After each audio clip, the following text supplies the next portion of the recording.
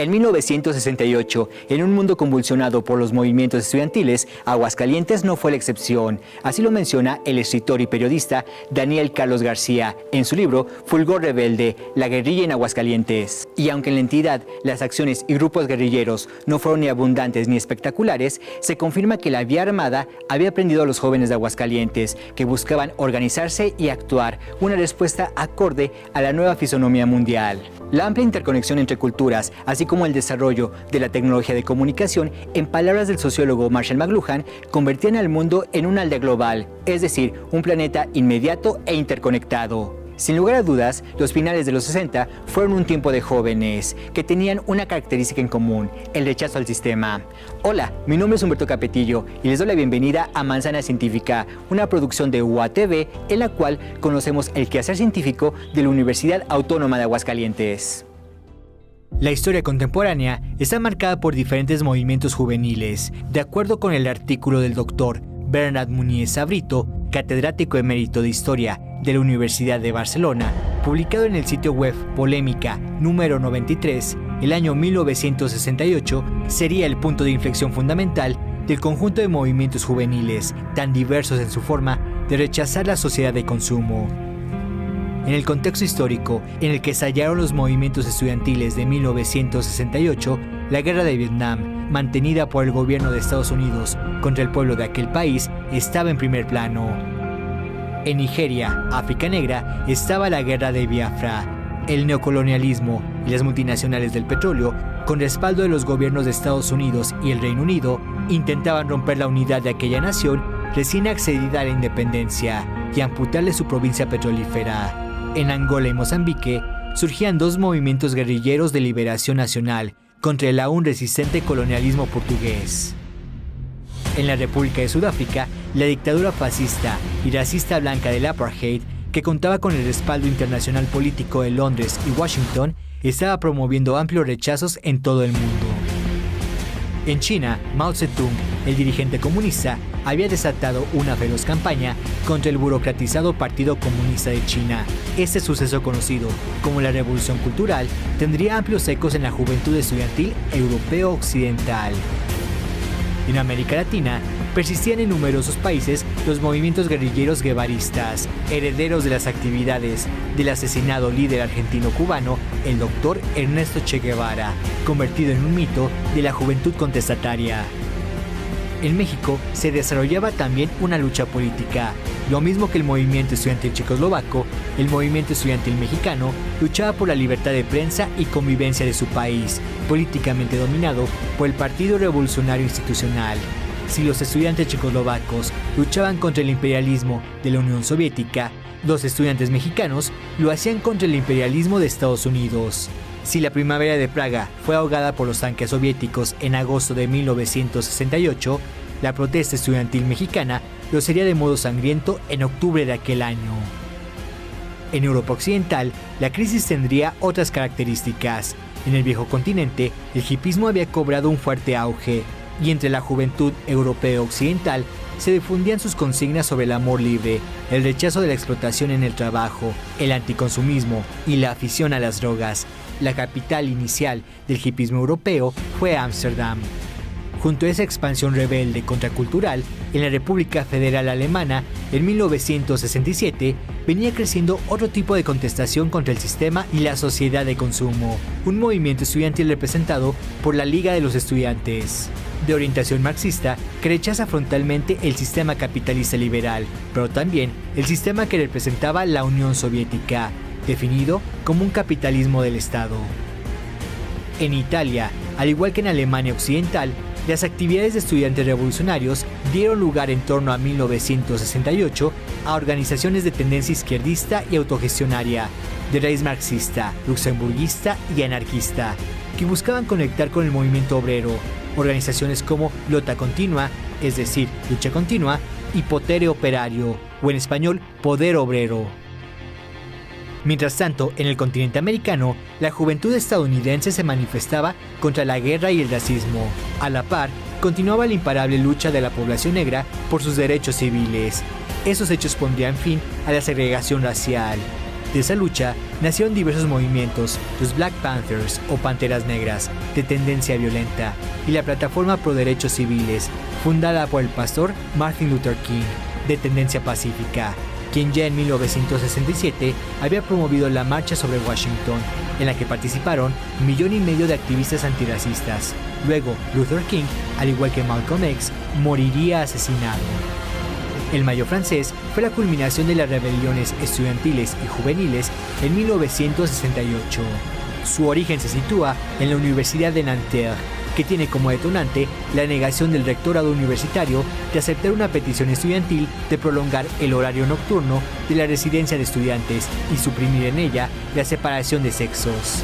El movimiento llegó a París. El 2 de mayo de 1968, los estudiantes ocuparon la mítica Universidad de la Sorbona, ubicada en el barrio latino, ocupación que duraría hasta 50 días.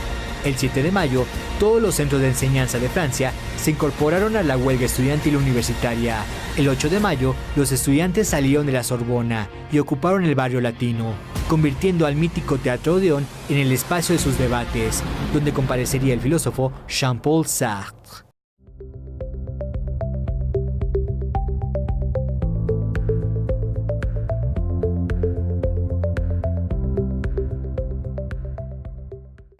Gracias por continuar con nosotros en Manzana Científica, y el día de hoy nos acompaña el doctor Salvador Camacho Sandoval. Él es profesor investigador del Centro de Ciencias Sociales y Humanidades y nos viene a platicar sobre el tema de 1968. Sí. Y es todo un tema porque no es únicamente un movimiento, sino que a nivel global el año de 1968 fue, digamos, un hito y marcó un antes y un después. Bueno, sí se ha hablado mucho, sobre todo ahora que se cumplen 50 años de la matanza el 2 de octubre en Tlatelolco. Y también porque, como ya lo mencionaste, el movimiento estudiantil no se circunscribe únicamente a México, tiene que ver con otros movimientos de carácter internacional. Un ejemplo es el mayo del 68 en París, Francia. Tenemos movimientos estudiantiles y sociales muy importantes en otras partes del mundo. Como ejemplo, tenemos en Estados Unidos, aparecen movimientos muy relevantes que transformaron al país. Por mencionar algunos, el movimiento a favor de los derechos civiles de los afroamericanos.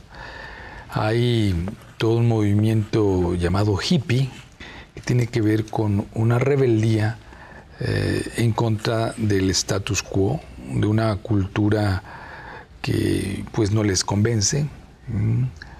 Aparece en 1969 una represión en Nueva York hacia un grupo de homosexuales, y ese año se considera como un año tan relevante que ahora el grupo lo recuerda, y es la fecha que les da presencia a nivel internacional.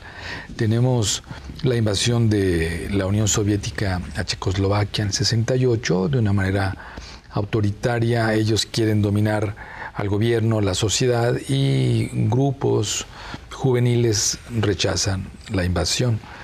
En América del Sur tenemos dictaduras que son rechazadas por los jóvenes, generalmente estudiantes. Los estudiantes son un grupo de la población que tiene varias características.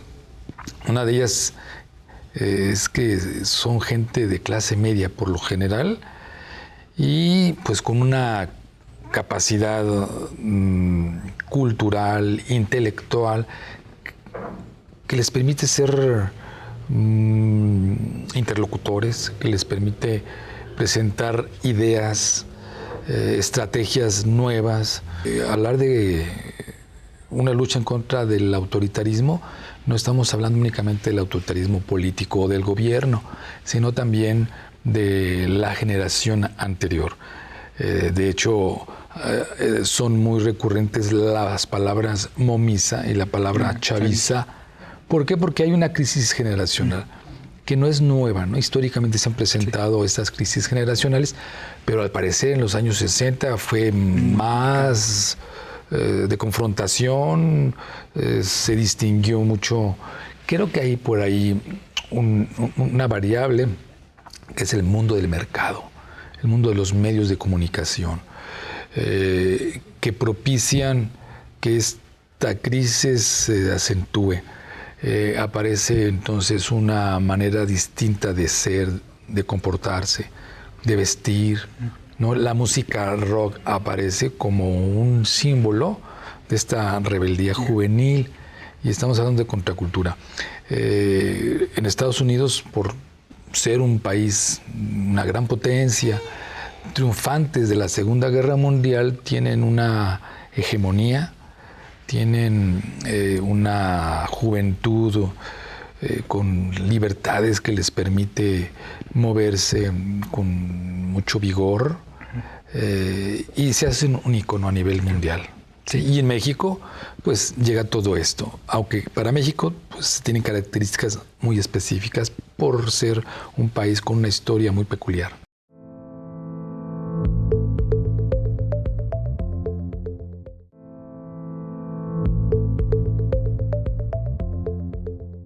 Gustavo Díaz Ordaz se apreciaba de que México era como una especie de isla prístina a la cual todas estas manifestaciones culturales no llegaban.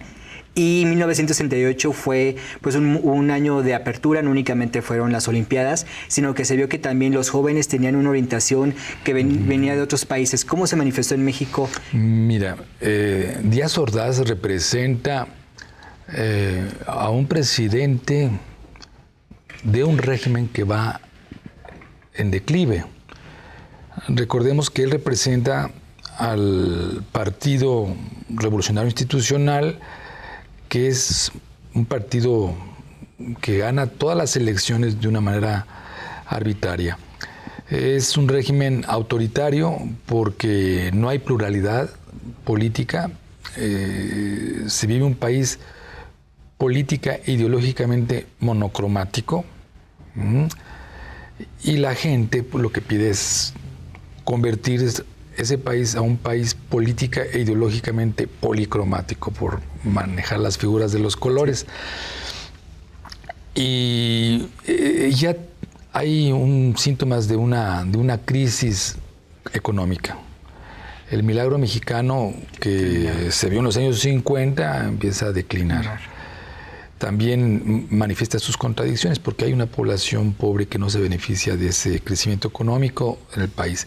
Y políticamente, pues vivimos el autoritarismo en ese entonces, hablando de que pertenecemos a la historia.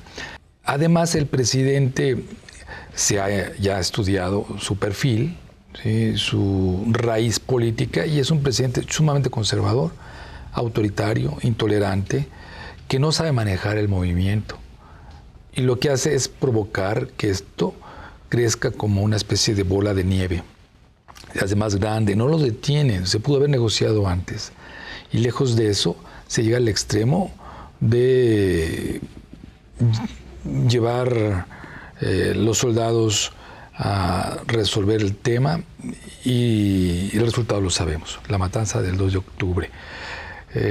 Hay mucho al respecto. Yo lo que veo en el presidente Díaz Ordaz es un pésimo liderazgo, un presidente que no supo, se asustó, fue incapaz, hubo un grupo a su alrededor que no ayudaron, al contrario, lo perjudicaron, y hay corresponsabilidad. Entre ellos está quien fuera luego presidente de la República, Luis Echeverría Álvarez. Estaba encima la celebración de las Olimpiadas, y desde luego esto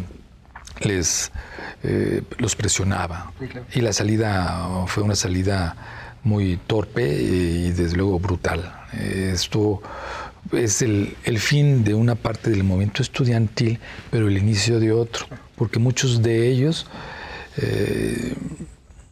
se decepcionan de la política institucional y se van a tomar las armas a las montañas. Aparece gente como Lucio Cabañas, Genaro Vázquez, y aquí en Aguascalientes hay dos líderes guerrilleros, es Miguel Romo y Antonio Chávez, no recuerdo su nombre exactamente, y desde luego son parte, representan a ese grupo pequeño que se desespera de la política.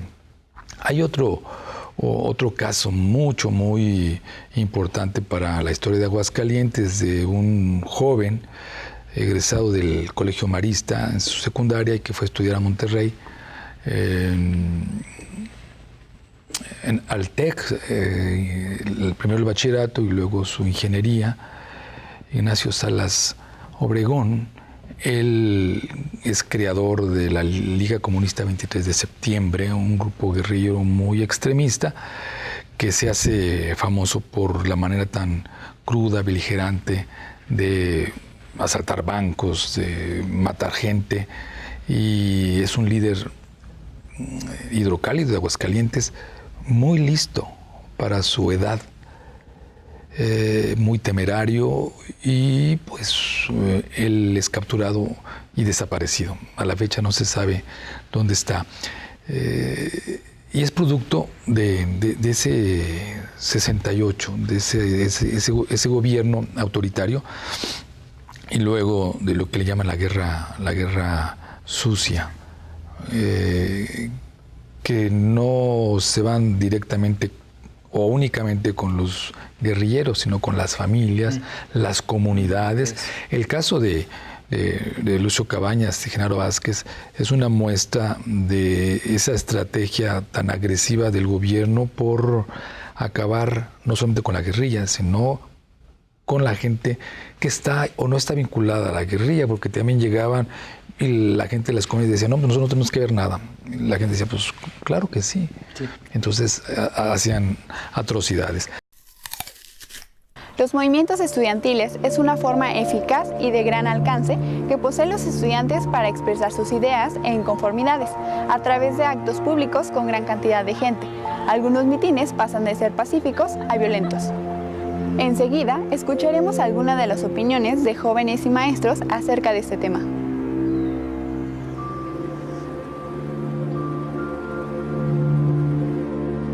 ¿Qué opinas acerca de los movimientos estudiantiles?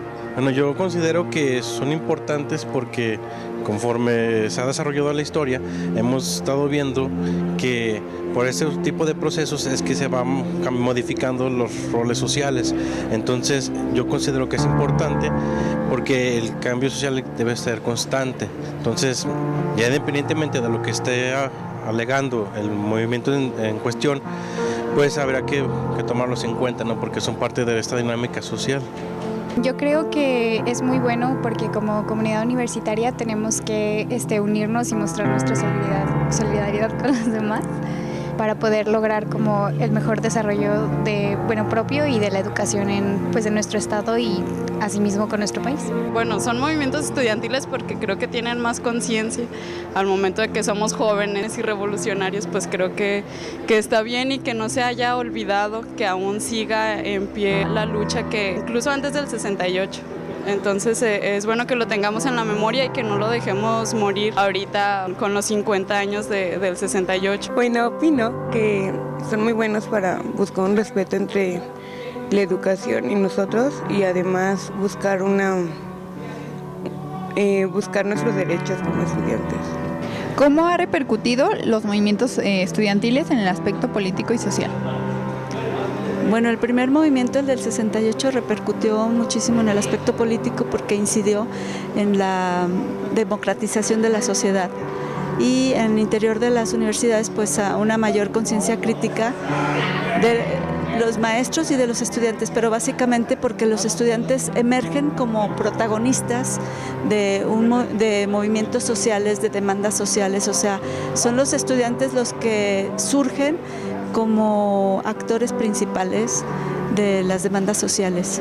Me parece que en la actualidad los movimientos estudiantiles pues han adquirido fuerza, mucho más impacto y además presencia positiva, ya que se han ido eliminando esas medidas represivas que en su momento pues afectaron gravemente la imagen de México y de sus sistemas, sus esferas políticas.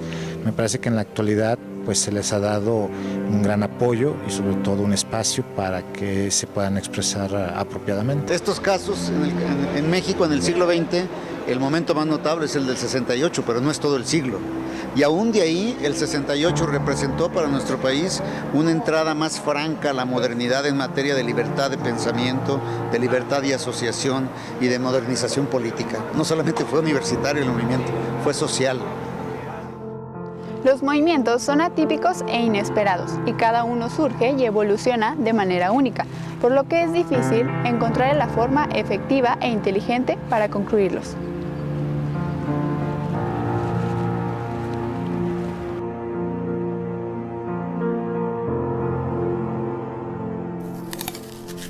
¿De qué otra forma se mostró el apoyo hacia los jóvenes del 68?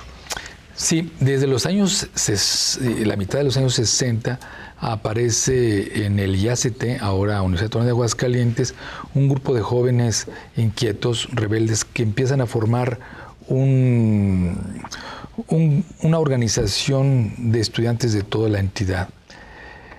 Yo encuentro esa información en el Archivo General de la Nación, el AGN, en una área de gobernación, que a raíz precisamente del 68, o de los reclamos para la apertura de los documentos del 68, yo tengo acceso a esa información, se abre. Hay oportunidad de encontrar informes de agentes de gobernación que venían a Aguascalientes y estaban muy atentos a la rebeldía de los jóvenes estudiantes, que era una rebeldía menor, pero al gobierno estatal y federal pues no les gustaba que los jóvenes fueran tan libres, tan sueltos, digámoslo de esa manera, y los vigila. Y esto ocurría en otras entidades. No hay libertad de pensamiento o de expresión. Los medios de comunicación están censurados. Obviamente no estamos hablando de partidos políticos disidentes. El Partido Comunista está cancelado, trabaja en la clandestinidad. El Partido Acción Nacional es un partido débil. Trabaja muy marginado en Aguascalientes. Yo recuerdo incluso en los años 70, quien era disidente, quien era del PAN, pues era mal visto, ¿no? Entonces no hay una oportunidad para que la sociedad se organice políticamente, y esto se refleja. Después, en los años 60, aparecen líderes del IACT, luego de lo que fue el Instituto Tecnológico Regional de Aguascalientes, ahora ITA, gente del mundo de las artes, de lo que ahora es el Instituto Cultural de Aguascalientes, bueno, antes Casa de la Cultura, aparecen grupos de jóvenes que se solidarizan con los jóvenes de la Ciudad de México, y obviamente están las normales, la normal de Cañada Honda y la normal de San Marcos, Zacatecas, que después de la matanza del 2 de octubre convocan, junto con otros líderes, a una manifestación para rechazar la postura del gobierno y desde luego exigir los derechos. Hay una manifestación, y eso está escrito en los periódicos, obviamente con una tendencia muy particular de crítica y rechazo a la manifestación de los jóvenes que se solidarizan con los jóvenes del 68 en la Ciudad de México. Y dicen, libros sí, bayonetas no, libros sí, bayonetas no. Es una consigna que habla muy bien de un espíritu juvenil muy digno de los estudiantes de Aguascalientes. No a la violencia, no a la represión, y sí a la cultura, a la educación, claro. Doctor Salvador Camacho Sandoval, muchas gracias por acompañarnos y por traernos esta información sobre el año de 1968, que sin duda tuvo pues su impacto a nivel global y por supuesto también aquí en Aguascalientes. Así es. Y los invitamos a que continúen con nosotros, ya que se viene una sección en la cual conoceremos una recomendación cinematográfica y una bibliográfica sobre este tema.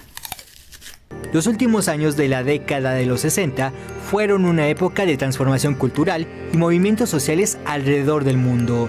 Las protestas de los estudiantes parisinos en mayo de 1968 tuvieron eco en ciudades como Praga, Roma, Chicago, Berlín y, por supuesto, Ciudad de México. En su película Los Soñadores, el director italiano Bernardo Bertolucci nos presenta a Matthew, un estudiante estadounidense de intercambio en París, que durante una manifestación de mayo de 1968 conoce a los hermanos Isabel y Theo. Matthew es invitado a quedarse unos días en el departamento de sus nuevos amigos y, teniendo como telón de fondo las protestas estudiantiles, ellos establecerán un complicado triángulo en el que comparten su amor por el cine y debaten sobre arte, política y cultura. Esa cinta del 2003 está basada en la novela Los Santos Inocentes de Gilbert Adair, quien también hizo el guión para la película. Son muchos los libros que se han publicado sobre el movimiento estudiantil en México. Sin embargo, destaca Los días y los años, la primera novela de Luis González de Alba, en la que realiza una vibrante y detallada crónica sobre el surgimiento, crecimiento y consolidación del movimiento estudiantil de 1968. Esta obra fue escrita por el también periodista y divulgador científico durante su estancia en Lecumberri, cárcel a la que fue llevado luego de ser aprehendido en el mitin del 2 de octubre en Tlatelolco.